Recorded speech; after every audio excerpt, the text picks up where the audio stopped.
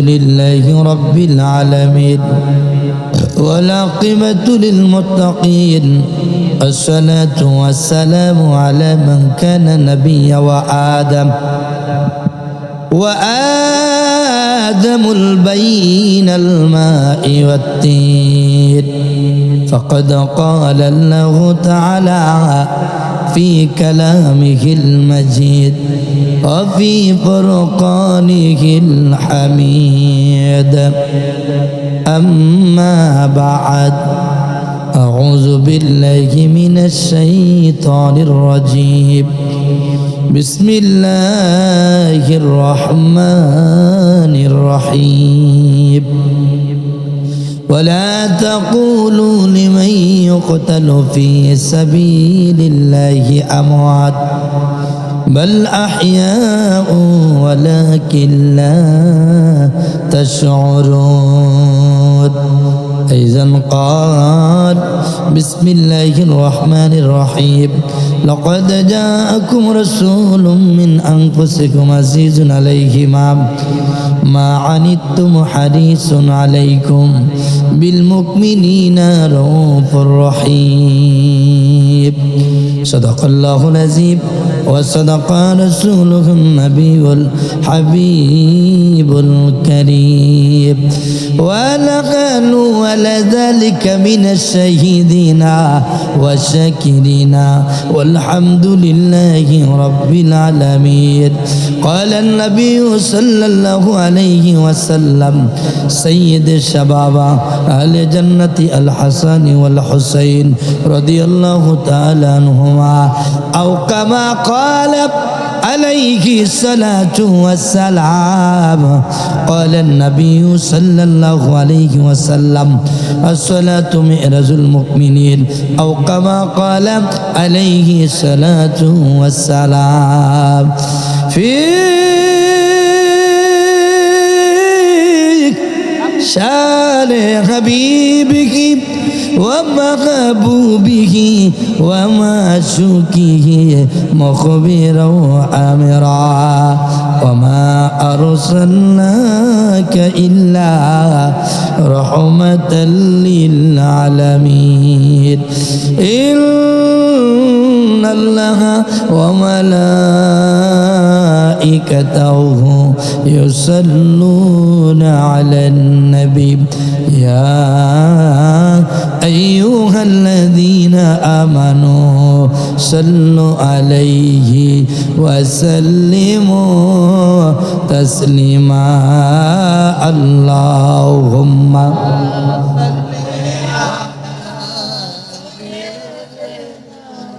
مولانا محمد سيدنا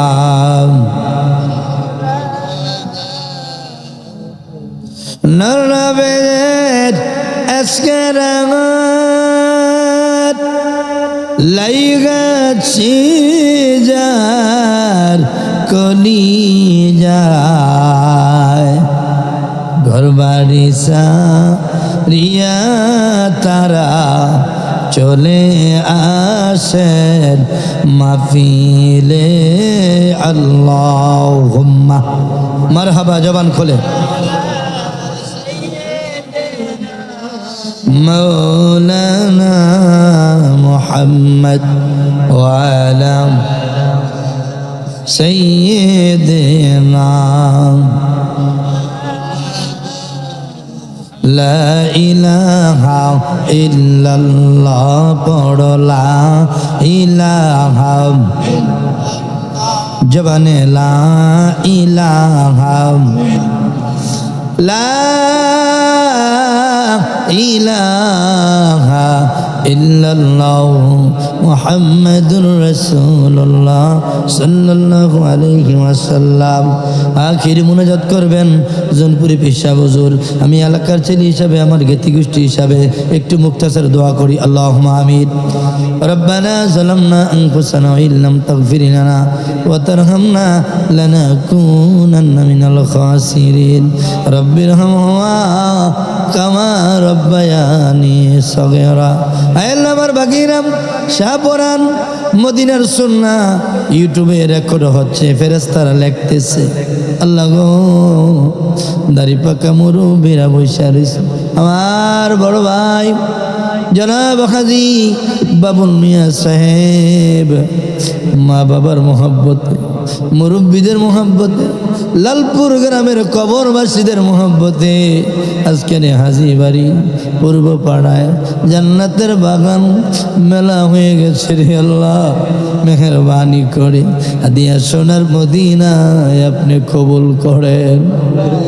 আহলে বায়াত, সমস্ত আম্বিয়া কেরাম, আউলিয়া কেরাম, সাহাবায়ে কেরাম, খাস করে আল্লাহ ফিলিস্তিন, লেবানন, ইরানের জমিনে যারা শহীদ হয়েছেন সমস্ত শহীদগণের কদম মোবারকে আপনি কবুল করেন। আয় আল্লাহ, যারা বাংলাদেশের জন্য 30 লক্ষ শহীদ সহ আরও যারা আবু সাইদ সহ যারা দুনিয়া থেকে বিদায় হয়েছেন তিনাদেরকে আপনি কবুল আর মঞ্জুর করে না। আমি গুনাহগার, আয় আল্লাহ, জানি না কার জানি মা নাই, কার জানি বাবা নাই, কার জানি মাও নাই, বাবাও নাই।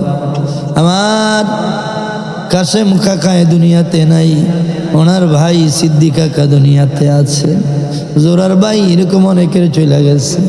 আল্লাহ গো, মেহেরবানি করে আজকা আল্লাহ বাবরি হাজীকে কেন্দ্র করে মুরব্বীদের দোয়ার আয়োজন।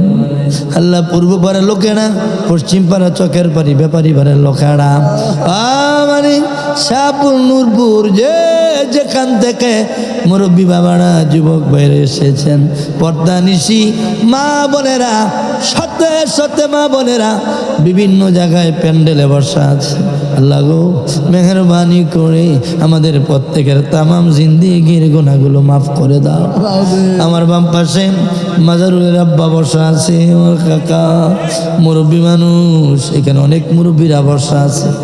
আল্লাহ গো, ও মালিক, এদের মাজা ধরে গেছে, পাও ধরে গেছে, এরপরে বাড়িতে যায় নাই, সুন্দর কম্বল আছে, ল্যাপটপ আছে, আরামের বিছনা ফালাই দিয়া এই কুয়াশার মধ্যে খোলা আকাশের নিচে বসে আছে। আমাদের প্রত্যেকের আব্বা আম্মার কবরগুলো জান্নাতের বাগান বানায়া দাও।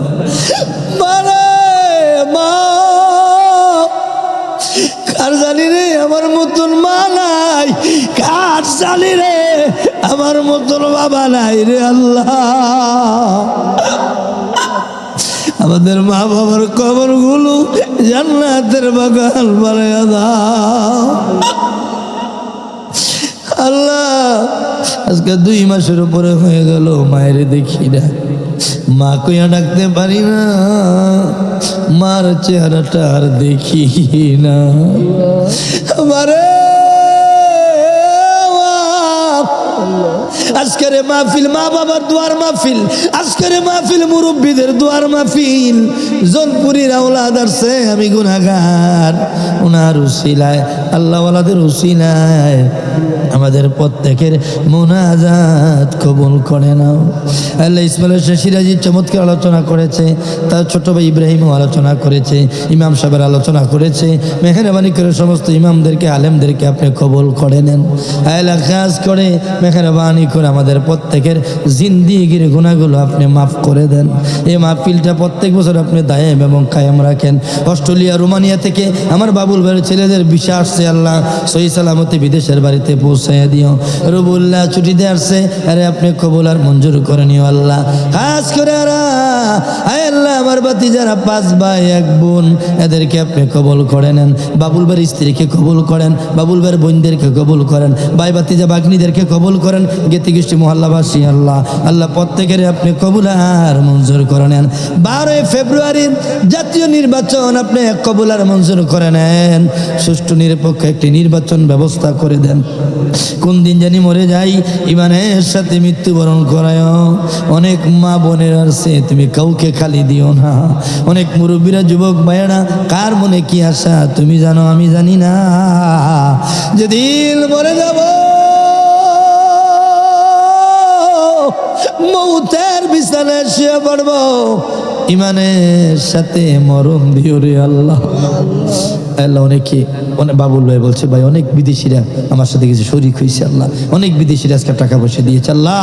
আমাদের লালপুর গ্রামের যত ছেলে বিদেশে আছে আমার ভাতিজা 26 সহ, মা নাই কাছে বাবা নাই পাশে, এদেরকে রহমতের ছায়া দিয়ে রাখেন আল্লাহ। অনেকের চাকরি নেই, অনেকের বেতন ভালো না, ওদের আকামা নাই, পাসপোর্ট ভিসার মধ্যে মেয়াদ নাই আল্লাহ, সমস্ত সমাধান করে দিও আল্লাহ। আল্লাহ খাস করে মাহবুবের আব্বা আমার দুলাভাই অসুস্থ, এরকম অনেকে বিছনায় পড়ে আছে আল্লাহ অসুস্থ আল্লাহ, মেহেরবানি করে প্রত্যেকের আব্বা আম্মা যারা অসুস্থ হাসপাতালে ঘরে আছে এদেরকে সুস্থতা দান করে দিয়েন আয় আল্লাহ। আমার বাবুল ভাই সহ আজকে ওনার সাথে যারা কাজ করেছে, আঞ্জাম দিয়েছে, ভালোবাসা দিয়েছে, মা বোনেরা রান্না বান্না করেছে, আলেবেল আমাদের খারাপ ব্যবস্থা করেছে, এদেরকে রাবিয়া বস্তির মতন অলি বানায়া দিও, মত কালে জারি করে দিও মধুর বানিলা ইলাহা ইল্লাল্লাহু মুহাম্মাদুর রাসূলুল্লাহ। উপস্থিত মুআজ্জাজ মোহতারাম, পবিত্র ঈদে মিলাদুন নবী সাল্লাল্লাহু আলাইহি ওয়াসাল্লাম উপলক্ষে মরহুম বারবি হাজির স্মরণে সপ্তমবার্ষিক ওয়াজেদর মাহফিল লালপুর পূর্বপাড়া হাজীবাড়ি। প্রধান মেহমান আমাদের মাঝে উপস্থিত হয়েছেন পীরে কামেল হাদিয়া জামান মুজাদ্দিদ ইসলাম, বিশেষ ইসলামী চিন্তাবিদ হযরত মাওলানা মুহাম্মদ আব্দুল হাই আতিকি জেনপুরি মাদ্দাজুল আলিম। আলোচনা পেশ করেছেন হযরত মাওলানা ইসমাইল হোসেন সিরাজি সাহেব, হযরত মাওলানা আব্দুল্লাহ আল ইব্রাহিম আলোচনা করেছেন। সভাপতি দায়িত্ব আছেন আমার শ্রদ্ধাভাজন মুরব্বী, আমার অভিভাবক, আমার মাথার তাজ সম্মানিত জনাব হাজী মোহাম্মদ সিদ্দিকুর রহমান সাহেব। আমার কাকা তিনি উপস্থিত আছেন। মাহফিল পরিচালনা আছেন হাফেজ মোহাম্মদ বাইজিদ হোসেন সাহেব লালপুর।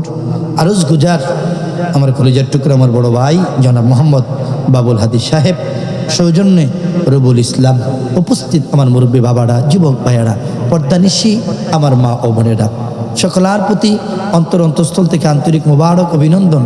আবারও আমি সালাম দিচ্ছি, আসসালামু আলাইকুম ওয়া রাহমাতুল্লাহ। একটু জবান খুলে বলেন আলহামদুলিল্লাহ। লক্ষ কোটি দরুদ ও সালাম পেশ করছি আকায়ে নামদার তাজদার মদিনা ইমামুল মুরসালিন খাতামুন নবিয়্যিন উম্মতের কান্ডার রহমতের ভান্ডার তরানেওয়ালা বাঁচানোওয়ালা আহমদ মুহাম্মদ মুস্তাফা সাল্লাল্লাহু আলাইহি ওয়াসাল্লামের নুরানি ইমানি কদম মোবারকে জবান খুলে বলুন আমিন। সম্মানিত হাজিরিন, আমি 11টার ভিতরে ছেড়ে দিব। আমাকে ইসমাইল হোসেন সিরাজি একটা সময় দিয়েছে যে ভাই আপনি 11টা পর্যন্ত আলোচনা করবেন। আমি এর মধ্যেই আমার আলোচনা গুছিয়ে যেহেতু অনেক ওয়াজ ইসমাইল করেছে, চমৎকার কথা সে বলেছে। আবার যেহেতু 17 তারিখ, এই মাসেরই 17 তারিখ আমার রাজমিয়া ভাইয়ের বাড়িতে ওয়াজ মাহফিল আছে, সেখানেও আমি আসবো। আমি আর একটা মাহফিল থেকে আসবো, তারিখটা আমরা দিয়েছি। কষ্ট হয়েছে, ইসমাইলও থাকবে আর অনেক বক্তারা সেখানে থাকবেন, সেখানে হয়তো আরও কিছু কথা বলবো। যেহেতু জৈনপুর হুজুর আসছেন, সেজন্য আমি 11টার ভিতরে আমার কথা গোছাচ্ছি। কোরআনুল কারীম সূরা বাকারার 154 নম্বর আয়াত নিয়েছি, সূরা তাওবার 128 নম্বর আয়াত, দুটি সূরা থেকে দুটি আয়াত আমি তেলাওয়াত করেছি। এর আলোকে কিছু কথা, লক্ষ লক্ষ হাদিস শরীফ থেকে, দুই জায়গা থেকে দুটি হাদিস আমি পাঠ করেছি। এর আলোকে কিছু কথা আমি আপনি আমল করার তৌফিক দান করুক, বলুন আমিন। আউযু বিল্লাহি মিনাশ শাইতানির রাজীম। বিসমিল্লাহির রহমানির রহিম। ওয়ালা তাকুলু লিমান ইউকতালু ফি সাবিলিল্লাহি আমওয়াত বাল আহইয়াউ ওয়ালাকিন লা তাশউরুন। জবান খুলে বলেন আল্লাহু আকবার। আমার ভাইয়েরা, আপনার আমার মধ্যে বেজাল আছে, আপনার আমার কথার মাঝে 2 নাম্বারি বাটপারি সিটারি কম বেশি আছে, আপনার আমার গুনাহ আছে, আপনার আমার চরিত্রের মধ্যে কিছু না কিছু কলঙ্ক আছে। ছোটবেলা হোক, যৌবনকাল হোক, বৃদ্ধকাল হোক, আমরা কেউ দুধের দুয়া তুলসী পাতা না। কিন্তু আমার আল্লাহ এমন একটা কিতাব, আমার নবী আপনার নবীরে, সমস্ত নবীদেরকে সর্দার আমার নূরের নবীরে দিয়েছেন। তিনি হলেন রহমাতুল লিল হ্যাঁ বন্ধু শুনেন, আমার আল্লাহ সূরা বাকারার 154 নম্বর আয়াতে বলেন, কোরআন থেকে শুরু করলাম, না হয় একজন লোক বলবে যারা শুধু গজল কয়, নাত কয় আর কাহিনী কয়, কোরআনের কোনো দলিল দেয় না। আমার ভাইয়ের আল্লাহ বলেন, ওয়ালা তাকুলু লিমান ইউকতালু ফি সাবিলিল্লাহি আমওয়াত, যারা আল্লাহর রাস্তায় জীবন দিয়ে শহীদ হয়, আমার আল্লাহ বলেন তারা হইল জীবিত, তারা মরে না। জোরে কোন সুবহানাল্লাহ। ও ভাই ভাই সম্পত্তি লিখে খুবাখুবি করে শহীদ দিলে এটা শহীদ না। ওই মার কালিয়া কাজা লাগিয়া পিঠাপিঠি লেগে বাজার মরিয়া গেলে এটার নাম শহীদ না। জোরে কোন ঠিক কিনা? ইসলামের জন্য, আচ্ছা ইসলামের জন্য যারা জীবন দিবে তাদেরকে বলা হয় শহীদ। জোরে কোন সুবহানাল্লাহ।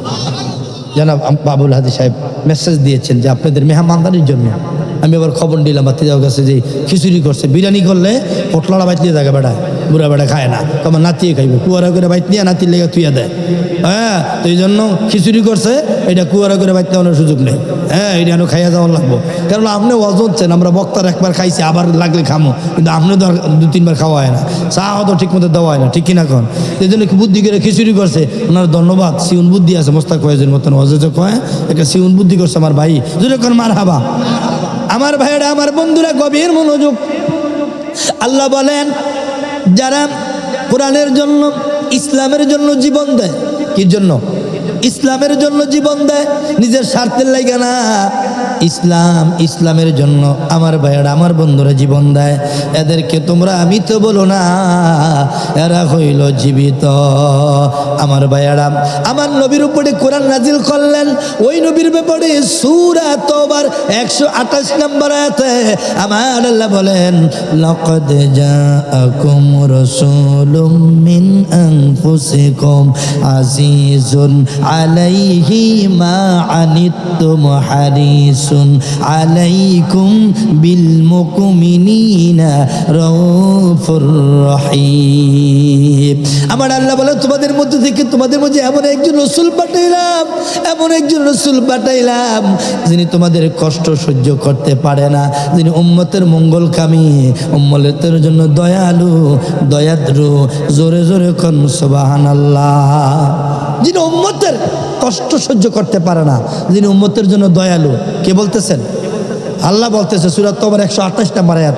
এই জন্যই তো আজকে মিলাদুন নবী উপলক্ষে আমার বাবুল ভাই লিখছেন, নবী না আসলে কিছুই হইতো না, নবীর আগমন হওয়ার কারণেই তামাম দুনিয়া আমরা পেয়েছি। আমার ভাইয়ারা, আমার বন্ধুরা, এই তো সামনে শুক্রবার পবিত্র শবে মেরাজ। কি মেরাজ? শবে মেরাজ 26 তারিখ দিবাগত রাত্র, ইংরেজির 16 তারিখ, আগামী শুক্রবার। আমার ভাইয়েরা, আমার বন্ধুরা, নবীজি মেরাজ করেছেন, কিতাবের মধ্যে পাওয়া যায়। বাবাজিরা, বন্ধুরা আমার, কোন নবীরে আল্লাহর বাড়িতে নিয়ে যায় নাই, 7 আসমান 7 জমিন। আমার ভাইয়েরা, আমার বন্ধুরা, আরশ কুরসি লৌহ কলম জান্নাত জাহান্নাম কাউকে দেখানো হয় নাই, কেবলমাত্র শুধুমাত্র নূরের নবী, জিন্দা নবী, মায়ার নবীরে আল্লাহর বাড়িতে আল্লাহ স্পেশাল ভাবে দাওয়াত দিয়ে নিয়ে গেছে। যেরকম সুবহানাল্লাহ। তার কয়েকটি কারণ দেখবেন। অনেক সময় আপনার বন্ধু যদি রাগ হয়, দোস্ত রাগ হয় না, আয়ো গুরপুর আয়ো, তোমার যা সাবগিরুল খাওয়াবো, যা করে আল্লাহ, যা খাইতারো। সাবগিরুল খাওয়ার বলে আবার ঠান্ডা লয়, ঠান্ডা হলে আবার হুন্ডা দূরে ঘুরান দেওয়া, মনটা বালা করা লাগিয়া, ঠিক কিনা? এখন বন্ধুর মনটা ভালো হয়ে যায়। আমার ভাইয়েরা, ভাই যদি ভাইয়ের প্রতি রাগ হয়, ভাইয়ের টান দিয়া দোকানদার নিয়ে বয়, ভাই রাগ হইস কে, কি খাবি? তোর বাবির কথা রাগ হইস না, এটার মাথা ঠিক নাই, এটা আমারই তো সার্ফ এক্সেলটা দুইয়া লায়, তোরে আর কি করবো, থাক ভাই। আমার বউর লোক রাগ হইস না, আমরা আপন মায়ের ফেডের ভাই, আমরা ভাইয়ে ভাইয়ে দ্বন্দ্ব করবো না, বউগো লাগিয়া। সুতরাং খবরদার, আয়ো আমরা দুই ভাইয়ে মিল্লা বৈশা চা খাই। এই যে একজন আরেকজনের প্রতি এত টান, এত ভালোবাসা, এ বন্ধু শোনেন, আমার মায়ের নবী, দয়ার নবী নবী, মায়ের নবী, নূরের নবীরে আল্লাহ মেরাজ করালেন। কোন বছর? আমুল হুজুল বলা হয়, শোকের বছর। কোন শোকের বছর? আমার ভাইয়েরা, আমার বন্ধুরা, 16ই ডিসেম্বর আমাদের একটা শোকের বছর যায়। আমার বাগিনা সাইফুল ইসলাম এই কবরে শুয়ে আছেন, 25-26 বছর বয়স পেয়েছিলেন। আমার ভাইয়েরা, ওই 16 ডিসেম্বর আসলে আমরা তার কথা মনে হয়, তার কবরে এসে দোয়া করি। এই জন্য আপনজন মারা গেলে আমার ভাইয়েরা আমরা দোয়া করি। আমার নূরের নবী, মায়ার নবী, যেই বছর তিনি মেরাজে যাবেন, আল্লাহর বাড়িতে যাবেন, ওই বছর নবীজির আপন চাচা নাম হলো আবু তালেব। নাম কি? ঘুমাই গেছেন গা? একটু আওয়াজ দেন, কি নাম? আবু তালেব, নবীজির আপন চাচা। কেমন চাচা? কিতাবের মধ্যে পাওয়া যায় আমার ভাইরা নবীজির 10 জন চাচা ছিল, তার মধ্যে শ্রেষ্ঠ ভদ্র ছিল নবীজির পিতা, নাম হলো আব্দুল্লাহ। নাম কি? বাপের ভাইয়ের কিন্তু সকলটি বলাবেন, ভাগলে না, দু একটা ছাগল ভাগল আছে না? ও তো কি গাইলাই, কি করে না করে, নিজের বাইরে কি গালি গালি কাজ করে, আছে না? ও তা আবার আরেকটা আছে গালি দেয় না, তারা মারলো গাইলায় না, এমন এদের আছে না? তাইলে হাতের 5টা আঙ্গুল এক সমান না। আমার ভাইরা, আমার বন্ধুরা, বাবাজিরা, আমার নবীজির চাচা 10 জনের ভিতরে নবীজির পিতা আব্দুল্লাহ, তিনি ছিলেন শ্রেষ্ঠ ভদ্র, মায়াওয়ালা, তিনি ছিলেন সবচেয়ে দামি। যেরকম সুবহানাল্লাহ। আমার ভাইয়েরা, যেদিন নবীজির 8 বছর চলে, নবীজির দাদা বলতেছেন, রে আবু তালেব, আবু তালেব রে, আমি বেশি দিন আর মনে হয় বাঁচবো না, বয়স হয়ে গেছে আমার। অনেক সময় দেখবেন আমাদের বাবারা, আমাদের চাচাগো জ্যাঠাগো বয়স হইলে উনি কোন দিন মরবে জানে না, এরপরও ডাক দানে, বাবুল কোন দিন জানি মরিয়া যায়, তোর একটা আমানত দিয়া যায়, ও আব্দুল সালাম তোমার কাছে একটা ওসিয়ত করে দিয়া যায়। এরকম আমার নবীর দাদা আব্দুল মুত্তালিব খাজা আব্দুল্লাহরে ডাক দিয়া কয়, বাজার, আমার ছেলের মাঝে তুমি মায়াওয়ালা বেশি, ভদ্র বেশি, মায়াওয়ালা বেশি, বড় মোহাব্বতের। আমার এই নাতিটার মা নাই, বাবা নাই, এতিম। রে আবু তালেব, আমি যদি মারা যাই, আমার মরার পরে আমার বাতিজার দায়িত্ব তুই নিবি। মক্কার কোনো লোকেরা যেন আমার নাতিরে ধমক দিতে না পারে, তোর বাতিজার দায়িত্ব আমি তোরে বুঝাইয়া দিলাম। সুবহানাল্লাহ। খুব খেয়াল করেন, গভীর মনোযোগ আমার বাবাজিরা রে, আমার বন্ধুরা আমার। এবার আমার নবী যখন তিনি কালিমার দাওয়াত দিতেন, নবীরে পাগল পাগল কইয়া ঢিলা পাথর মারত। কত মায়াওয়ালা চাচা ছিলেন। মক্কার লিডাররা সিদ্ধান্ত নিলে নবীরে রাখবে না, কেটে টুকরা টুকরা করে সাগরে বাসায় দিবে। আরে আবু তালেব, 3 দিন সময় দিলাম তোর বাতিজারে, বল কালিমার দাওয়াত বন্ধ করে দেওয়ার জন্য। আবু তালেব কয়, আমি চেষ্টা করব। রাতের বেলা গিয়া কয়, বাতিজারে,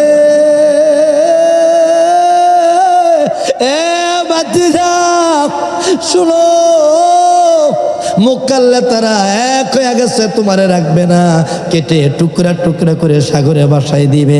আমার নবী মুস্কি মুস্কি আসে আর কয়, চাচা ডরাইয়েন না, টেনশন করেন না, মক্কার তামাম নেতারা যদি একদিকে থাকে আর আমি নবী যদি অপর দিকে থাকি গো চাচা, কোন নেতারা আমি নবীর একটা পশম মুবারকের ক্ষতি করতে পারবে না। তো ভাতিজা, তোমার লাঠি নাই, অস্ত্র নাই, লোক নাই, লাঠিও নেই, টেয়া থাকলে তো 2-4টা লাঠি টিয়া থা কিনতে লইলে কি কন, টিয়াটা 2-4টা কিনো যায় না, কিন্তু টিয়াওতে সকল তোমার ইন্টি আপন ভাই, ভাই ভাতিজা, ভাই ভাগ্নি, বই যদি সব শত্রু এ জায়গা, তাহলে মগারা শান্তি আছো। আমার ভাইয়েরা বলতেছে, ভাতিজা তুমি কোন সাহসে কোন বলে বলো, টেনশন কইরো না, আমার তো বড় ভয় লাগে। আমার নবী কয়, চাচা আমার জিম্মাদার, আমার হায়াতের মালিক, আমার মৌতের মালিক, আমার ইজ্জতের মালিক হইল স্বয়ং আমার আল্লাহ। ইজ্জতের মালিক কে? আল্লাহ। আমার ভাইয়েরা, এই জন্য ওই দিন খাজা আবু তালেব বলেছিল, শোনো এ মক্কার নেতারা, আমি থাকতে আমার বাতিজার গায়ে একটা আঘাত লাগতে দিব না। আমি যতদিন আছি আমার বাতিজারে কেউ একটা টোক্কা দিতে পারবি না। এটা বলাতে নবী খুশি হয়েছিনি? মনে করেন বাবুল ভাই যদি এই সালাম যদি বলে নির্বাচন করবো মার্কা পাইছে আমার ভাইয়ে খারিব যে তোকে যেন ভাল লাগে ভোট দিবি, খবরদার আমার ভাইয়ের লোক খারাপ ব্যবহার করবি না। তাহলে কি দুই একটা লোক ডরাইবো না? আর হ্যাঁ যদি কাটতে খারিছে কি দোল বাদ দেখি তারা ভোট দিব কি? হ্যাঁ যদি আরো উসলে দেয় তাহলে পাবলিক সুযোগ পাইব নি। নিজের ঘরের মানুষ যদি আশায়া দেয় উনি করে, আপনি অন্য মার্কা করেন, অন্য দল করেন, কিন্তু আমার কাকা সিদ্দিক কাকা যদি গায় না তে আমার এলাকার ছেলে ভোট কয়টা পাইলো কি পাইলো এটা বড় বিষয় না, যে সাহস করে খারি হয়েছে এটি আমরা দোয়া করি, যেরকম ঠিক কিনা? তাহলে আপনি যে মায়া করলেন, ভালোবাসলেন, আমার নবী যে ছায়া দিল, মোহাব্বত করলো, ভালোবাসলো, আমার নবী খুশি হয়ে গেলেন। আমার ভাইয়েরা, আমার বন্ধুরা, রহমতের নবী, বরকতের নবী। এই জন্য ওই বছর নবীজির চাচা মারা গেছিলেন, নবীর মনটা ভালো না, মনটা ভালো না। এই যে কাশেম কাকা মারা গেছে, আমার আলী ভাই তখন রঘুনাথপুর লেখাপড়া করে, লতিফ ভাই আমার মনে আছে 1000 অথবা 2000 টাকা প্রত্যেক মাসে মাসে আলী ভাইরে পাঠাইতো। কিন্তু আব্বাই কইছে আমি দুইজন ভরাই থাকতাম না। তখন লতিফ ভাই বলছে ভাই তুই চিন্তা করিস না, আমি তোরে ভরামো, আমার এখনো মনে আছে। আমার ভাইয়েরা, আমার বন্ধুরা, মাঝে মাঝে যদি ভাই টাকা পাঠাইতে দেরি করতেন, কাশেম কাকা ওনার নিজে থেকে বলতো নিয়ে যাও, তোমার ভাই এখনো টাকা পাঠায় নাই, তবে পাঠাইলে আমি নিয়ে যাব, এখন আমার দোকান থেকে তুমি নিয়ে যাও। আমার ভাইয়েরা, এই যে কমিউনিকেশন, এই যে একটা আন্তরিকতা, এই জন্য আপনি এমন একটা দোয়া করে যান, এই যে এখানে এসে মার কাছে এসে দাঁড়াই, আব্বার কাছে এসে দাঁড়াই, শুধু আমার মার লেগে দোয়া করি না, আব্বার লেগে দোয়া করি না। আমি সপ্তাহ এমন কোনো সপ্তাহ নাই 2 দিন 3 দিনই কবরের পাশে আসি না, এত ব্যস্ত, সারা বাংলাদেশ চস করি, এরপরও সপ্তাহে 2-1 বার মার কাছে আসি, বাবার কাছে আসি, রাতের 2টা-3টা বাজে গাড়িটা নিয়ে এখানে আসি। এ বন্ধু, সমস্ত কবরবাসীদের জন্য দোয়া করি। আমার ভাইয়েরা, আমার বন্ধুরা, গভীর মনোযোগ, খুব খেয়াল করেন। আমার নবীর চাচা ওই বছর মারা গেলেন, আরেকজন প্রাণের ব্যক্তি, মহাব্বতের ব্যক্তি মারা গেলেন, ওনার নাম হলো খাদিজা। নাম কি? খাদিজাতুল কুবরা রাদিয়াল্লাহু তাআলা আনহা। উনিও ওই বছর মারা গেছে। এটা কোন খাদিজা? যেই খাদিজা ওনার সব সম্পত্তি, কয় নবী গো, আপনারা মানুষ পাগল কয়, গরিব কয়, টাকা নাই, আমার সমস্ত সম্পদ আপনার ইসলামের খেদমতে, আপনার কদম মুবারকে আমি দিয়ে দিলাম। উনি কোনোদিন সব দিয়ে দিছে। আর আমাদের দেশে দেখবেন অনেক মহিলারা যদি স্বামী একটু গরিব হয়, একটু অসহায় হয়, বাহের বাড়িতে 10,000 টাকা আনলে 6 বার কোটা দিয়া লায়, আর খাট আনলে নাম ঘাটাতে লাঠি দাঁড়াই দিব, এটা আমার বায়ের খাট আছে না। ও আর মা খাদিজাতুল কুবরা রাদিয়াল্লাহু তাআলা আনহা কত বিসর্জন দিয়েছে। আমার ভাইয়েরা, আমার বন্ধুরা, গভীর মনোযোগ, যাদের স্বামী একটু অর্থের দিক দিয়ে দুর্বল, এদেরকে হেল্প করবেন, একটু সহযোগিতা করবেন। আপনার ভাইয়েরা বিদেশ থাকে, বাবা বিদেশ থাকে, দিবেন, দিয়া খোটা দিয়েন না, বৎসনা দিয়েন না। আমার ভাইয়েরা, আমার বন্ধুরা, তিরস্কার করবেন না। মা বোনেরা, অনেক মা বোনেরা আসছে, সালাম হুজুর, আলী হুজুরের নাম শুনলে আসে। এই জন্য আমি বাবুল ভাইকে বলছি, ভাই আপনি মাহফিল করবেন, টাকা দেন আর না দেন, খাওয়ান আর না খাওয়ান, আমরা 2 ভাই আপনার মাহফিলে থাকবো। কো ভাই আলহামদুলিল্লাহ। অন্যান্য বছর আমার ভাই আলী হুজুর ছিল, এইবার তিনি আমারে রাখছেন। আমার ভাইয়েরা, ওই যে আমার ভাই রাজমিয়া ভাই আমার ফোন দিয়েছে, ভাই তোমরা তারিখ দাও। আমি বলছি আমরা তারিখ দিব, টাকার কোনো বিষয় নয়। আমার মা ওসিয়ত করছে, আব্বা ওসিয়ত করে গেছেন, লালপুর গ্রামের মাহফিল তোমরা মিস করতে পারবা না, এটা বাদ দিতে পারবা না, এটা তোমার জন্মভূমি, এখানে কবরবাসীদের জন্য দোয়া করবো। আমার ভাইয়েরা, আমার বন্ধুরা, আজকে দুনিয়াতে নাই, অনেকের মা কবরে, অনেকের বাবা কবরে। আমার ভাইয়েরা, আমার বন্ধুরা, এই জন্য আপনি যা করবেন আল্লাহকে খুশি করার জন্য করবেন। কাকে খুশি করার জন্য? আল্লাহকে খুশি করার জন্য করবেন।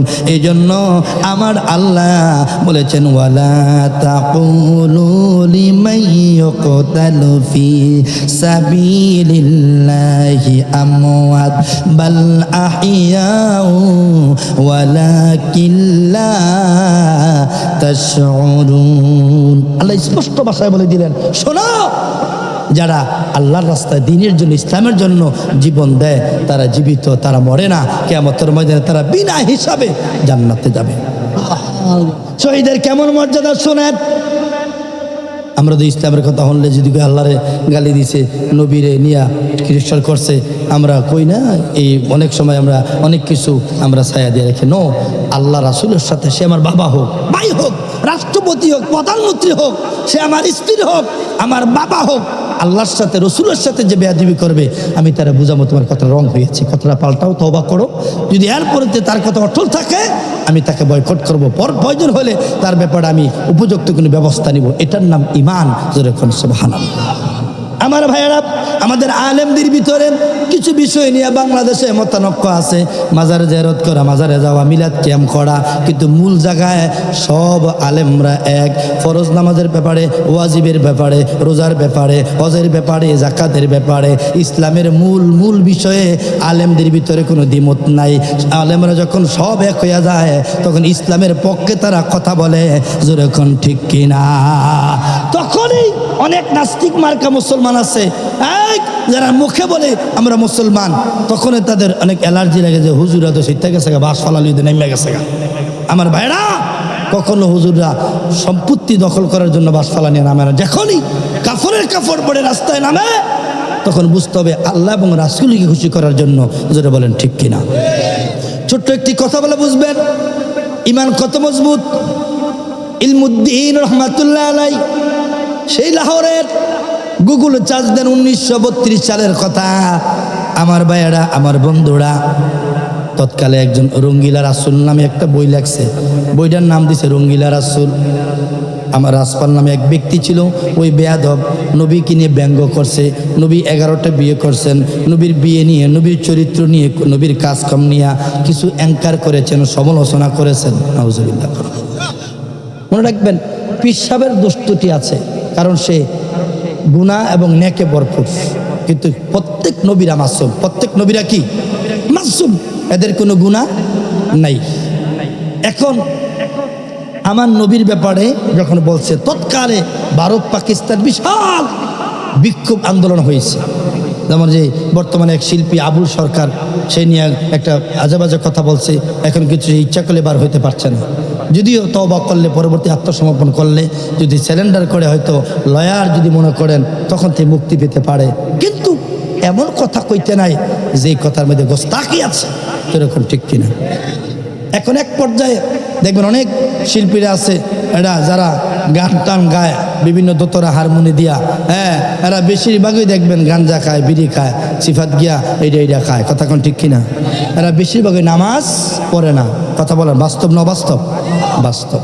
তো সেজন্য ভাই, আপনি বিড়ি খান, গাঞ্জা খান, এইটা খান, বাবা খান, আপনার খবর আপনি যাইবেন। আমার ওয়াজ আমি কইরা গেলাম, আপনার খবর আপনি ভিডা খাইবেন।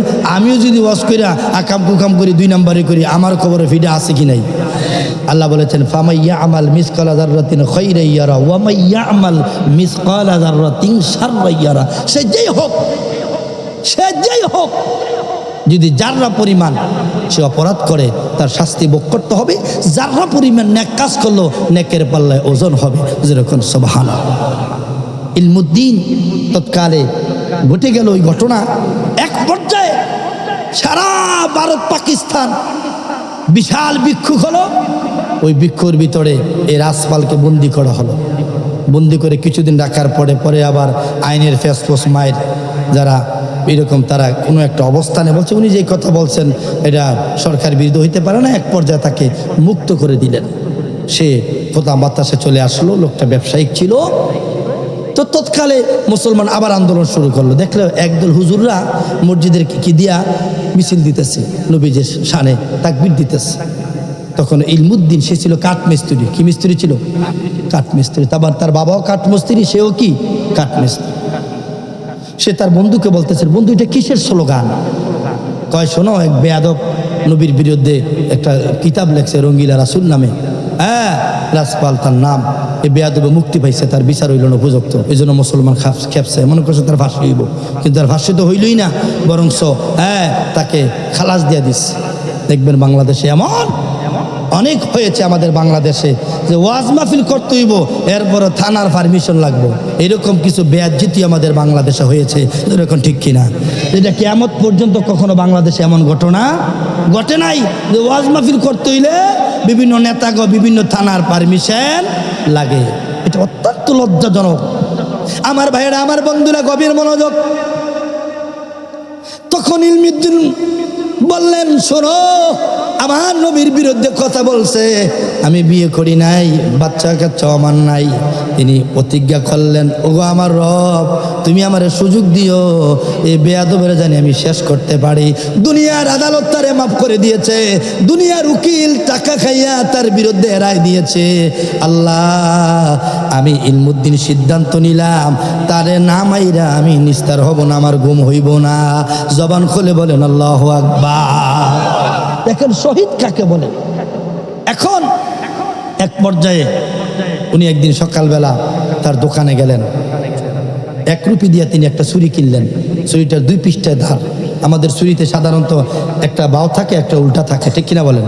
কিন্তু তার ছুরিটা ছিল দোনো পৃষ্ঠায় দাঁড়ানো ছিল, উল্টা ছিল না। তার উদ্দেশ্য ছিল যে যদি উল্টা মুল্টা গাই দেই আর যদি না পড়লে বাচ্চা গেল, এই জন্য সেই দোনো পৃষ্ঠায় দাঁড়ালোইস। দান নিয়ে তার দোকানে গেছেন। রাসপাল কার নাম বলতেছেন, উনি তো এখন আসেন এই দোকানে, কিছুক্ষণ পরে আসছেন। বলতেছে, আপনার নাম কি রাসপাল? হ্যাঁ। আপনি কি রঙ্গিলা রাসূল লিখেছিলেন আমার নবীর বিরুদ্ধে? হ্যাঁ লিখেছিলাম। বলতে দেরি এমন জোরে গাই মারছে তার কলিজা বরাপিল, সাথে সাথে কয়েকটা গাই দিয়া উনি ওখানে দাঁড়ায় রয়েছে। কয়েকজন লোক দরাদরি করে হায় হায় মেরে ফেলছে, এই মুসলমান এটা কি করলো, মেরে ফেলছিল। তখন কেউ দৌড় দাও তুমি, না আমি দৌড় দিব না, আমি তাকে সজ্ঞানের স্বইচ্ছায় মারছি, আমি কাপুরুষ না, আমি নবীর মহব্বতে তারা শহীদ করছি, মারছি, আমি নবীর মহব্বতের দ্বারা মারছি, হত্যা করছি। এই কথা যখন বলছে তারা দইরা জেলখানা নিয়ে গেল।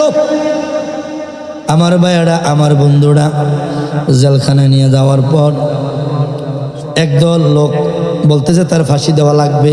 মুসলমান কয় না, সে যা করছে আমরা যেটা পারি না সে সেটা পারছে।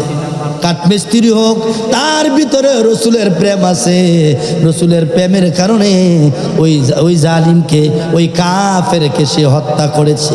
আমার ভাইয়েরা, সারা ভারত পাকিস্তান 1932 সালের ঘটনা। হাই তুমুল আন্দোলন, মুসলমানও বিক্ষোভ করে, আর হিন্দু বৌদ্ধ খ্রিস্টান তার পক্ষের লোকেরাও বিক্ষোভ শুরু হয়ে গেল। আমার ভাইয়েরা, এক পর্যায়ে, ও বন্ধুরা, বাবাজিরা আমার, দেখুন ওই লোকটা মারা গেছে, ওই আর বাঁচে নেই, মারা গেছে। এমন জায়গায় গাই মারছে আর বাঁচে নেই, মারা গেছে, সাথে সাথেই মারা গেছে রক্তক্ষরণ হয়ে। এখন সিদ্ধান্ত নিছে যে তাকে ফাঁসি দেওয়া হবে। আমার ভাইরা, তখন মোহাম্মদ জিন্না ছিল, নাম কাড়াও কি লয়ার ছিল, পণ্ডিত ছিল, বৃদ্ধ হয়ে গেছে। সে বলছিল তার বোন ফাতেমা জিন্নাকে, বোন, আমি জীবনে কোনোদিন কোনো মামলায় হারি নাই, আমি এমন কোনো মামলা নেই যে মামলা আমি হারবো। যদি দেখছি যে এই মামলা আমি হেরে যাব, এটা অন্যায়, এটা আমি হাতে নিই নেই। করে দেখেন মোহাম্মদ জিন্নার গুগলে চার্জ দিলে তার জীবনী পেয়ে যাবেন। তখন সে বলল, মনে হয় এই মামলাটা আমি ফাঁস করব না। ফাতেমা জিন্না ওনার বোন বলেছিল, ভাই ব্যাপার কি, কেন? বলছে, শোনো, যেই যুবক ওই কাফেরকে মারছে সেই যুবক মনে হয় মিথ্যা বলবে না, আর মামলায় গেলে কিছু নয় সয় করতে হয়, কিছু মিথ্যার আশ্রয় নেওয়া লাগে। আমার ভাইয়েরা, বাংলাদেশে যত মামলা আছে বেশিরভাগ 90% মামলা দেখবেন মিথ্যা আছে, ঠিক কিনা? এখন ঘটনা ঘটলে একটা, লেখে 10টা, ঠিক কিনা বলেন? এবার হুজুর দেখ আর পীর সাহেব দেখ আর সাধারণ পাবলিক দেখ, 2-1টা কথা ঘুরে গাড়ায়া আছে কি নেই, তো মামলা শক্ত হবে না। কাগজ এটা দাঁড়াই দেবো, উকিল এটা মামলাই না, আমি আমলো এই পীর সাহেব বলে আপনি মামলা দিচ্ছেন কিন্তু বাদ্দার মিয়া, একটু ঘুরে এলেন, আমি যেমনি কেমনি। আমার ভাইয়েরা, আমার বন্ধুরা, গভীর মনোযোগ। এবার ও বাবাজির আমার, অনেক উকিল কাঠমিস্ত্রি ইলমুদ্দিনের পক্ষে নিয়েছে, টাকা লাগে নাই, পয়সা লাগে নাই, নবীর মহব্বতে। সুবহানাল্লাহ। কার মহব্বতে? টাকা দিয়ে উকিল পাওয়া যায় না, টাকা ছাড়া ইলমুদ্দিনের পক্ষে এরা আসছেন। কথাটা খুব গিট্টু দেন যে শহীদ কাকে বলে, নবীর প্রেম কাকে বলে। এক পর্যায়ে উনি পার্সোনাল মোহাম্মদ জিন্না তার সাথে দেখা করলো জেলখানায় গিয়া। তো শোনো, তোমার কিন্তু ফাঁসি রায় হয়ে যাবে, লক্ষণ ভালো না, নাস্তিক মোরতাদেরা তোমার বিরুদ্ধে কঠিন বিক্ষোভ করছে, আর জানো ভারতের অবস্থা ভালো না, তারা মুসলমানদের উপর খেপা। হ্যাঁ, তো সুতরাং তুমি এই অবস্থায়, আমি একটা কথা বলি, তুমি কোর্টে দাঁড়াইয়া বলবা যে আমার তখন মাথা ঠিক ছিল না, ব্রেনটা ঠিক ছিল না, এতটুকুও, বাকিটা আমি দেখব। খালি এতটুকুও যে আমি রাগের মাথায় মারছি, ব্রেনটা আমার পুরা সতেজ ছিল না। উনি হা না কিচ্ছু বলে নেই, উনি দম ধরে বইরিস বলেনি যে আমি বলবো বা বলবো না, এরকম কিচ্ছু বলেনি। মোহাম্মদ জিন্না তিনি রাতের বেলা তার বোনের গিয়ে, বোন এই যুবকের লক্ষণ ভালো না। আমি যেই বুদ্ধি সেই দিয়েছি, হ্যাঁ মনে এই বুদ্ধি মনোযত চলতো না, মনে হয় না। আমি মনে হয় এই মামলাটা আমি মনে হয় আমার জীবনের শেষ মামলা, বয়সও শেষ আমার মামলাও, কিন্তু আমি মনে হয় ফাঁস করবো না। ঠিক যখন তাকে আদালতে ওঠানো হলো, আদালতে ওঠানোর পরে বলে, ইলমুদ্দিন শোনো, তুমি তারা কেন মানলা, তার কারণ কি? ইলমুদ্দিন 5 মিনিটে একটা বক্তৃতা দিয়ে বললেন, শোনো, চোখের পানি ছেড়ে কান্দেন, এমন দাড়ি মোছো ঠিক মতন নাই, বিয়েও করে নাই। ইলমুদ্দিন বলতেছেন তার বয়স ছিল তখন 19 বছর। 19 বছরের ইলমুদ্দিন বলে, শোনো এ হিন্দু বৌদ্ধ খ্রিস্টান জজ সাহেব, আমি ওনাকে মেরেছি, হত্যা করেছি, কারো পরামর্শে না, টাকার বিনিময় নয়, কেউ আমারে প্ররোচনা দেয় নাই, কারো বুদ্ধি শুনে না, কেবলমাত্র শুধুমাত্র নবীর সাথে বেয়াদবি করার কারণে আমার আদালতে আমি তারে মেরে ফাঁসি দিয়েছি, হত্যা করেছি। জবান খুলে কোন আল্লাহু আকবার। যে আমার বেরিন সতেজ ছিল, আমি সজ্ঞানে স্বইচ্ছায় আমি তার গায়ে ছুরি চালাইছি। মোহাম্মদ জিন্নাহ উনি দাঁড়ান ছিল, ঠাস করে বসে গেল যে আমার কথা শেষ। যেহেতু আসামি নিজেই, উনি নিজেই কি বললেন, সাক্ষী দিছে যে আমি সজ্ঞানে স্বইচ্ছায় নবীর মহব্বতে তার গায়ে ছুরি চালাইছি। আর কোন উকিলের কথা চলে না, ঠিক কিনা বলেন? উকিলের কথা ঘুরাইতে পারে? আর কথা ঘুরাইতে পারে নাই। রায় হয়ে গেল, ইলমুদ্দিনের ফাঁসি মঞ্জুর হয়ে গেল। যাবার সময় মোহাম্মদ জিন্নাহ ইলমুদ্দিনের হাতে দিল, ইলমুদ্দিন তোমাকে এত ভালো বড় বুঝাইয়া বললাম যে তুমি একটু কথাটা ঘুরাইয়ে বইল যে মারার সময় আমার ব্রেনটা সতেজ ছিল না, ভালো ছিল না, এটা বললে কি হইতো?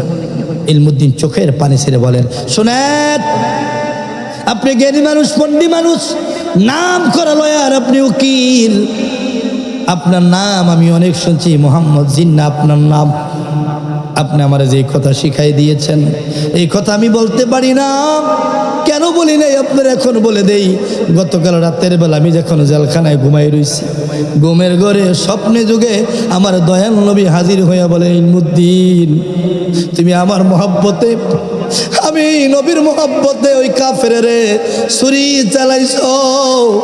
ইলমুদ্দিন আসো, আমি নবী তোমার অপেক্ষায় আছি। হ্যাঁ মোহাম্মদ জিন্নাহ, হয়তো আমি আরো 50 বছর বাঁচবো, হয়তো আমি আরো 100 বছর বাঁচবো, কিন্তু নবী আমার এই কথা বলছে, আমি আর মিথ্যা বলতে পারি না। নবীর মহব্বতে আমি তারে মেরেছি, আমার নবী আমার সাথে দিদার করেছে, এর চেয়ে খুশির খবর, আনন্দের খবর আমার কাছে আর কিছু নাই। ওনার যখন ফাঁসি হয়ে গেল, তবে একটা জঘন্য অপরাধ করছে তারা, এখনো কিন্তু ইন্ডিয়া আমাদের ক্ষতি করছে, আমাদের পিছিয়ে লেগে আছে। বাংলাদেশে তারা একটা গৃহযুদ্ধ লাগানোর জন্য বিভিন্নভাবে পায়তারা করছে, আর এদের ফাঁদে আমাদের বাংলাদেশের কিন্তু রাজনৈতিক দালালি করে। যারা বলেন ঠিক কিনা? খবরদার, ভারত কখন আমাদের আপন না, ঠিক কিনা বলেন? তারা কোনোদিন আমাদের আপন না। আমি যখন ওয়াজ করতে যাইতাম 11-12 সালে, ওই ত্রিপুরাতে যাইতাম, পাসপোর্ট লাগতো না, ওই এলাকার মেম্বার অথবা চেয়ারম্যান আমাদেরকে গাড়ি দিয়ে নিয়ে যাইতো কুমিল্লা দিয়ে একেবারে নিকটে, একটু গেলেই আপনি ভারত শুরু। আমাদের বাংলাদেশে এমন আছে, এই ক্ষেত হলো বাংলাদেশের, এই ক্ষেত হলো ভারতের, এত কাছে। হ্যাঁ, ফিলার আছে মাঝে, এটা ভারতের ক্ষেত, এটা বাংলাদেশের ক্ষেত, এটা ভারতের ঘর, এটা বাংলাদেশের ঘর, এরকম অনেক বাংলাদেশে এরকম বহু জায়গায় আছে। তো আমাকে নিয়ে গেলে গাড়ি দেয়া, কিন্তু একজন বিএসএফ তখন বাংলাদেশের বলতেছে, ভাই আপনারা খুব সুর দিয়ে ওয়াজ করেন ভারতে এসা, ভারতে এত সুরলা বক্তা খুব কম, তারা কথা কয়, কিন্তু বাংলাদেশের বক্তার ওয়াজ খুব দারুণ, কিন্তু এরা চায় না যে আপনারা সেইখানে এদেশে ইসলাম প্রচার করেন, দাবাত দেন, এই জন্য এইভাবে আর আইসেন না কোনোদিন। দেখছেন ওই পাহাড়ের উপরে পিস্তল নিয়ে বন্দুক লেখারি রয়েছে, যে কোনো সময় আপনাকে শ্যুট করে মেরে ফেলবে। আপনার পাসপোর্ট নাই, ভিসা নাই, আপনি মারলে কোনো বিচার নাই, লাস্টও আপনার বাড়িতে আনার সুযোগ হবে না। যদি আপনি আসেন পাসপোর্ট করে আসবেন, এভাবে আর মেম্বার চেয়ারম্যান আপনাকে নিয়ে গেল, তাদের দায়িত্ব নেবেন না। এরপর থেকে আমি আর ভারত দেওয়া বন্ধ করে দিয়েছি। আমার ভাইয়েরা, আমার বন্ধুরা, তৎকালে এই ভারত চূড়ান্ত পর্যায়ের এক বেয়াদব করেছে, শহীদের সাথে গাদ্দারি করেছে, তাকে জানাজা পড়াইতে দেয়নি। কি পড়াইতে দেয়নি? জানাজা করতে দেয়নি। এমন ফিরাইছে মুসলমানকে, জানাজারই তাকে করতে দেয় নাই। তারা রাতের অন্ধকারে মুসলমানের মতন কবর দিয়ে ফেলেছে। মুসলমান এমন খেপা খেপছে, লাহোর পাকিস্তান ভারত এমন খেপা খেপছে, ইলমুদ্দিন একটা কাজ বেস্তুর হইয়া যেটা আমরা পারি নাই সে পারছে, তার জানাজা হইল না, আমরা বেঁচে থাকতে এটা সম্ভব না। এটা মহাব্বতে বলুন আল্লাহুম্মা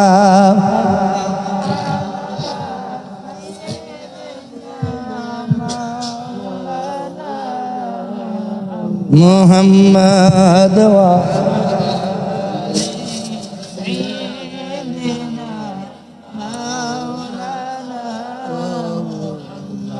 লা ইলাহা ইল্লাল্লাহ লা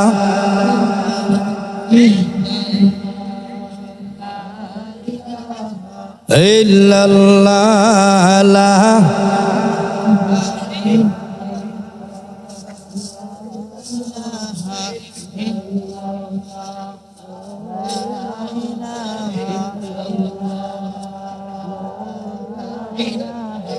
লা ইলাহা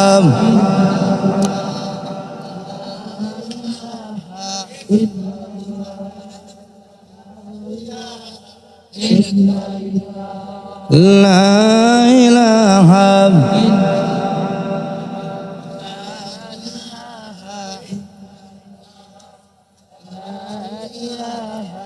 ইল্লাল্লাহ লা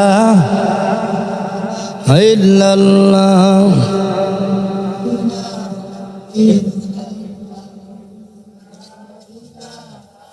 ইল্লাল্লাহ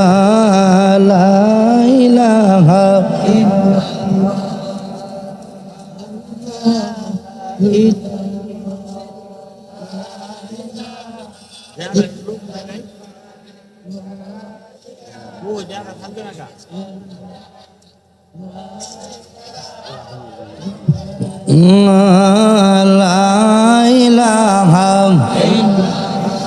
লা ইলাহা ইল্লাল্লাহু মুহাম্মাদুর রাসূলুল্লাহ সাল্লাল্লাহু আলাইহি ওয়াসাল্লাম। কথাটা খারাপ লাগতেছে আপনাদের? মানে শহীদ কাকে বলে?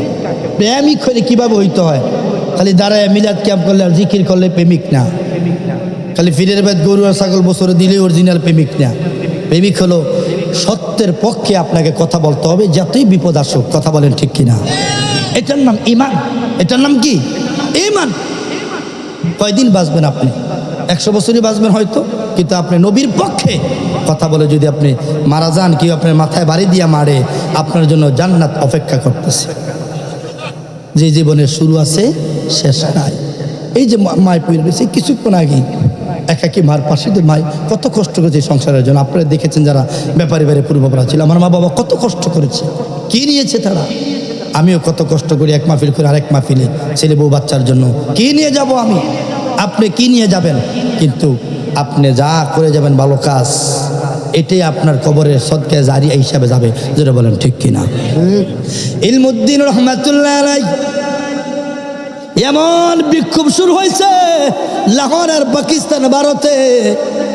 তৎকালে বিক্ষোভের ঠেলায়, ওই মিছিলের ঠেলায় 14 দিন পরে ইলমুদ্দিনের লাশ কবর থেকে উঠাইছে।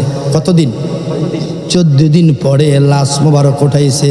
যারা উঠাইছে তারা কয় 14 দিন পরে উঠাইছি, ওনার পশমের ক্ষতি তো হয় নাই, ওনার কাফনের কাপড়টা পর্যন্ত মাটিয়ে খায় নাই।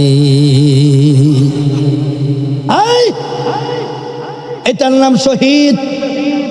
আমার ভাইয়েরা, ও বাবাজির আমার, ওনারে ট্রেনের মাধ্যমে পাঠানোর লাহোর, ওখানে জানাজা হলো। তৎকালে জানাজার মধ্যে 1 লক্ষ 2 লক্ষ না, ওই গুগলে লিখেছেন, চার্জ দিলে পাবেন 6 লক্ষ মুসলমান তার জানাজায় শরীক হয়েছে।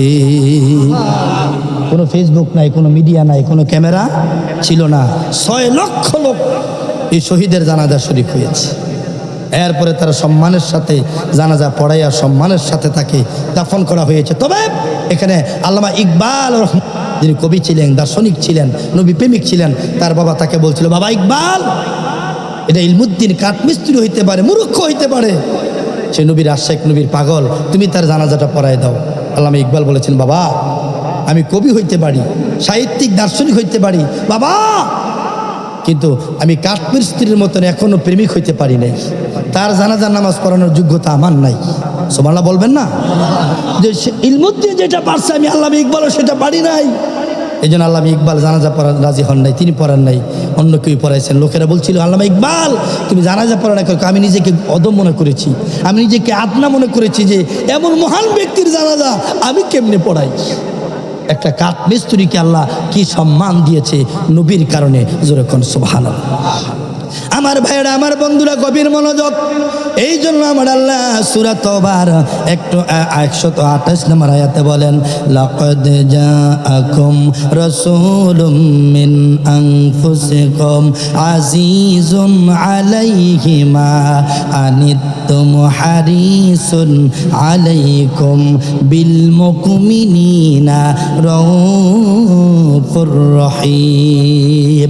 এমন কোনো কথা বলবেন না, এমন কোন দলের সাপোর্ট করবেন না যেই দল নাস্তিক, যেই দল কোরআন হাদিসের বিরুদ্ধে কথা বলে, মসজিদের বিরুদ্ধে, মাহফিলের বিরুদ্ধে, আলেম ওলামার বিরুদ্ধে কথা বলে, এদেরকে তালাক দেন, বয়কট করেন, এদের থেকে দূরে থাকেন। মনে রাখবেন, এই নেতা আপনার কবরে হাসরে এখনো কাজে আসবে না।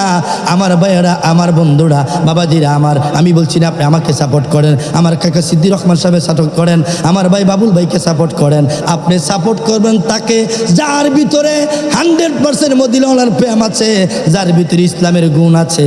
আপনি তার পক্ষে থাকেন, তার সম্মান করেন, কিয়ামতের ময়দানে ওই আল্লাহওয়ালা লোকের সাথে আপনার হাসর হবে। জোরে কোন সুবহানাল্লাহ। এখন মা বোনদেরকে বলছি, মা আমার মায়েরা, অনেক মা বোনেরা আছেন প্রজেক্টের মাধ্যমে আমার বাবুল ভাই আপনাদেরকে ওয়াজ শোনার ব্যবস্থা করে দিয়েছেন। আমি আপনাদেরকে অনুরোধ করে বলতে চাই, মা, অনেক মা বোনেরা আছে নামাজ পড়ে, তসবি পড়ে, রমজান মাসে রোজা রাখে, শবে মেরাজ, শবে বরাত রোজা রাখে, কিন্তু দেখা যায় শ্বশুর শাশুড়ির গালিগালাজ করে। এরকম পুত্রবধূ আছে কি নাই? এ মা, মা অনুরোধ করে বলে দিয়ে যায়, স্বামীকে গালি দিবেন না, শ্বশুর শাশুড়িকে গালি দিবেন না, মুরব্বীদেরকে গালি দিবেন না। আমার পূর্বে ইসমাইল হোসেন সিরাজি মা বাবার ওয়াজ করেছেন। আমার ভাইয়েরা, আমার বন্ধুরা, আপনি কেমন মুসলমান যদি আপনি মার মনে কষ্ট দেন, বাবার মনে কষ্ট দেন? আজকে বাবুল ভাই, আজকে হাজার হাজার টাকা, লাখ লাখ টাকা যারা আমরা খরচ করি ওয়াজ মাহফিলের জন্য, মসজিদ মাদ্রাসার জন্য, কেবলমাত্র শুধুমাত্র মা বাবার দোয়ার জন্য। জোরে কোন ঠিক কিনা? এই যে আমার ভাইজান আসছেন মা বাবার দোয়ার জন্য, এই যে আপনারা বসে রয়েছেন মা বাবার দোয়ার জন্য। জোরে কোন ঠিক কিনা? যে আমাদের মা বাবা কবরে চলে গেছে, আমি যদি মাহফিলে যাই, আমি যদি মসজিদে যাই, আর যদি দোয়া করি, আল্লাহ নিজে দোয়া শিখাই দিলেন, রব্বির হামহুমা কামা রব্বায়ানি সগীরা। এলাকার পুত্রবধূদেরকে বলে দিয়ে যায়, মা আপনাদেরকে অনুরোধ করে বলে দিয়ে যায়, মা আমি প্রত্যেক মাহফিলে এই অনুরোধটা করি, আপনার শ্বশুর আপনার শাশুড়ি খাওয়ার পরও 3 বেলা খানা দেন, সকালে নাস্তা দেন, এরপর আপনার খাইয়া বদদোয়া দেখ, রাগ হইয়েন না। মনে রাখবেন, আল্লাহ একজন ন্যায় বিচারক আছে কি নাই? আলাইসাল্লাহ হকমুল বি হাকিমিন। আল্লাহ সূরা 3-এর লাস্টের আয়াতে বলেছেন, নিশ্চয়ই আমি আল্লাহ ন্যায় বিচারক। ন্যায় বিচারক কে? আপনার শ্বশুরের কাছে বিচার নাই, শাশুড়ির কাছে বিচার নাই, নিজের মায়েরা খুব মায়া করে মহাব্বত করে ফুতের বোর্ডের লোক জেলে গেথায়, এরকম শাশুড়ি বাংলাদেশে আছে কি নাই? খালি যে ফুতের বোর দোষ তা না, শাশুড়িরও কিছু দোষ আছে, শ্বশুরেরও কিছু দোষ আছে। উনি এখনো ওনার পুত্রবধূরে গালিগালাজ করে, নিজের বড় তো গাইল্লায়, আবার ফুতের বড় গাইল্লায়। এরকম শ্বশুরও আমাদের বাংলাদেশে আছে। খবরদার, এই মেয়েটা গাঙ্গিয়া বাইসে আসে নাই, লঞ্চের দৈরে আসে নাই, এই মেয়েটাকে আপনি বড় সম্মান দিয়ে নিয়ে এসেছেন। এই জন্য আপনার মেয়েটাকে যেভাবে সাপোর্ট দেন, ভালোবাসেন, যেভাবে মায়া করেন, আপনার পুত্রবধূ তাকেও মায়া করবেন, কারণ এই মেয়েটাও একটা বাড়িতে 20 বছর ছিল, 18 বছর ছিল, 25 বছর ছিল, তার আলাদা একটা রুম ছিল, আলাদা একটা কম্বল ছিল, আলাদা একটা প্লেট ছিল, আলাদা তার একটা সাপোর্ট ছিল তার বাপ মার কাছে। খুব মায়া কইরা তার বাপ মায় তারা ফালছে। কথা কোন ঠিক কিনা? এখানে আপনি আপনার বাড়িতে আপনার বউই আসছে বিদায়ী আপনি তারা তুচ্ছ তাচ্ছিল্য করবেন, এরকমটা না। এরকম অনেক শাশুড়ি আছে, আমল করে তাহাজ্জুদ পড়ে তসবি পড়ে, কিন্তু হুতুর বরে শান্তি দেয় না। এই আসেনিও। এই জন্য এতদিন খালি ভরি গজ করে গেলাম বাপ মার ওয়াজ, আজকে ভূতের বোর দুই একটা পক্ষে কইয়া যায়, খালি ভূতের বোরে খালি আপনি গুতাইয়েন না, এবিডি এত জ্বালাইয়েন না, এবিডি লেগে দোয়া করেন। হ্যাঁ, যদি সে আপনার সাথে বেয়াদবি করে নামাজ পড়ে দোয়া করে, আল্লাহ আমার ভূতের বোর্ডার তুমি নামাজি বানাইও, আল্লাহওয়ালা বানাই দিও, ধৈর্যশীল বানাইও। আপনি দোয়া করবেন, ও না দোয়া করে আপনি মাইক লইয়া বল, ওই আপনি দুনিয়া লইয়া এর বিরুদ্ধে কথা বলেন, এরকম আছে কি নাই? আর 2-4-5 জন আমার ভূতের বাড়িটা কি করে না যাও, তো মানছিরে হোনাইলেন, আর আপনার ভূতের মান সম্মান গেল, আপনার মান সম্মান গেল, বাড়ির মান সম্মান গেল। কথা কোন ঠিক কিনা? এই জন্য পুত্রবধূটাকে এই জন্য এই ওয়াজগুলো করা হয়, এই ওয়াজগুলো করার জন্য। আমার ভাইয়েরা, আমার বন্ধুরা, এ পদ্মারি সীমা, তবে আপনাদেরকে আমি সর্বশেষ সমাধান দিয়ে যাই। শ্বশুর শাশুড়িরা মুরব্বী, এদের কোনো বিচার নেই, এদেরকে গালি দিয়েন না, ধমক দিয়েন না। আপনি 3 বেলা খানা দেওয়ার পরও, নাস্তা দেওয়ার পরে যদি আপনার সে ধমক দেয়, বদদোয়া দেয়, আল্লাহ এর বদদোয়া নিবে না, এর বদদোয়া কবুল করবে না। আপনি আপনার সেবা করবেন, খেদমত করবেন, মাথায় তেল দিবেন, পায়ে তেল দিবেন, আপনি গরম পানি করে দিবেন, উজুর পানি করে দিবেন, করতেই থাকবেন, করতেই থাকবেন। আপনার শাশুড়ি, আপনার শ্বশুর যদি আপনার উপরে বেইনসাফি করে, জুলুম করে, মনে রাখবেন আপনার জন্য আল্লাহর জান্নাত অপেক্ষা করতেছে। আপনি ধৈর্য ধরবেন। আমার ভাইয়েরা, আমার বন্ধুরা, গভীর মনোযোগ। এই জন্য অনেকে আছে আমরা বুঝি না, বুঝার চেষ্টা করি না। তবে আরেকটা কাজ করবেন না, আমার আলোচনা শেষ করছি। হুজুর আসলেই তো আমি মাইক ছেড়ে দিব, যেহেতু আরেকটা চেয়ার নাই, আমি আসলেই চেয়ার ছেড়ে দিব। যেহেতু উনি আওলাদে রাসূল জৌনপুরি খানদান, যারা বাংলাদেশে লক্ষ লক্ষ মানুষকে কালিমার পড়াইয়া মুসলমান বানাইছে, ঠিক কিনা? খন হাজার হাজার না, লক্ষ লক্ষ হিন্দু বৌদ্ধ খ্রিস্টানরা মুসলমান করছে। আপনি মুরিদ করছেন কয়েক লাখ, মুরিদ আর মুসলমান করা এক জিনিস না। আমার ভাইয়েরা, এই জন্য অনুরোধ করে বলবো, 2টা কাজ করবেন না। 1 নম্বরে গীবত করবেন না। কি করবেন না? গীবত করবেন না, যেটা আমরা সবচেয়ে বেশি করি, মসজিদে বই করি, তসবিহ জফি, সুবহানাল্লাহ সুবহানাল্লাহ। আর উমুকে বলে সৌদটিয়া লাগাই রে, কি নামাজ পড়ে সৌদটিয়া লাগাইয়া, সুবহানাল্লাহ সুবহানাল্লাহ। তার মায়েরা বলে ভাই গেছে গা, বললাম সুবহানাল্লাহ। আর তো এটা কি সুবহানাল্লাহ পড়েন? মসজিদে বই, ওই এরকম মুসল্লি আছে কি নাই?